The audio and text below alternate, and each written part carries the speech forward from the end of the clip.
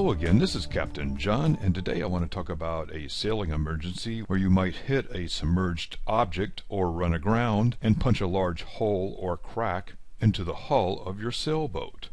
The first thing you want to do will be to slow down your speed, heel the sailboat over in the opposite direction of the crack or hole, and then patch the damage. If possible, drape a sail or large mattress around the hull so that it covers the damaged area. This will slow the intrusion of water into your boat.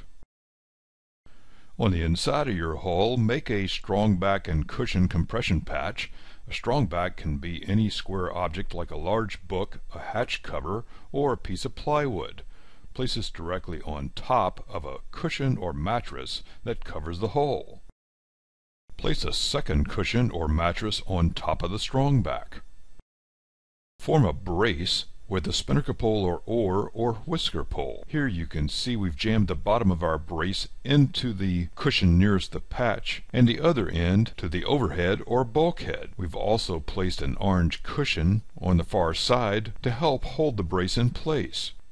Use these easy sailing tips to put you in control in a flooding emergency and help keep your sailing crew safe and sound on the waters of the world. For more tips like these, visit skippertips.com. And you can find a whole lot more tips in the collector's edition of 101 Secret Sailing Tips, now available on skippertips.com.